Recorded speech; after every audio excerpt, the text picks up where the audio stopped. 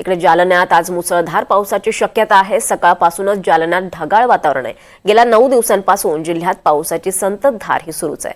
त्यामुळे खरीप पूर्व मशागतीची कामं रखडली आहेत। शेतकऱ्याच्या बांधावरून या परिस्थितीचा आढावा घेतलाय आमचे प्रतिनिधी लक्ष्मण सोळंके यांनी। जालना जिल्ह्यामध्ये कालपासूनच ढगाळ वातावरण आपल्याला बघायला मिळतंय। त्यातच मध्यरात्रीच्या स्वरूपात अनेक भागामध्ये या ठिकाणी पाऊस झालेला आहे। तर दुसरीकडे आपण बघू शकतो की आज सकाळपासून सूर्यदर्शन सुद्धा झालेलं नाहीये, कारण की संपूर्ण जालना जिल्ह्यातल्या अनेक भागामध्ये असे ढगाळ वातावरण निर्माण झालेलं आहे।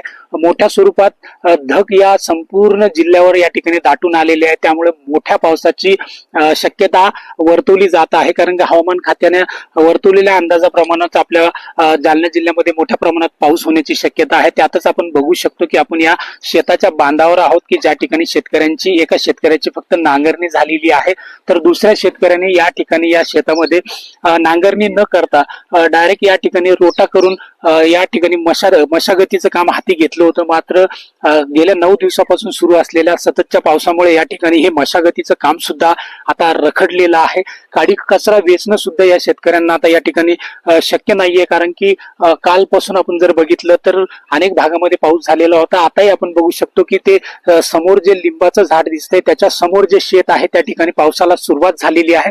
सकाळपासूनच मोठ्या प्रमाणात आपल्याला हवेत गारवा बघायला मिळत होता आणि त्यानंतर या ठिकाणी आता ढग दाटून यायला सुरुवात झालेली आहे। आता आपण बघू शकतो की आकाशाकडे जर बघितलं तर मोठ्या प्रमाणात ढग दाटून आलेले आहे आणि त्यामुळे मोठ्या पावसाची शक्यता सुद्धा त्या ठिकाणी वर्तवली जात आहे। त्यामुळे शेतीच्या मशागतीचे कामं या ठिकाणी रखडलेले आहे। एकंदरीत जर जालना जिल्ह्यात जर बघितलं आपण तर या 9 दिवसात वादळी वाऱ्यासह ज्या झालेली जो विजेचा पाऊस होता यात 9-8 जणांचा या ठिकाणी मृत्यू झालेला आहे, तर 87 जनावर सुद्धा दगावलेले आहेत, तर 7 जण गंभीर जखमी झालेले आहेत।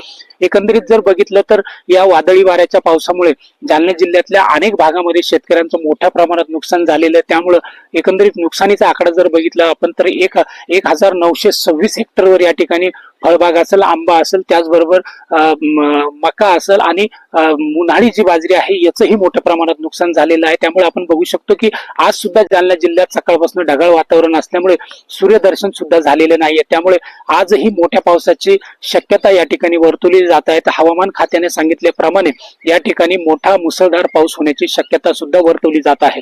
लक्ष्मण सोळंके, NDTV मराठी, जालना।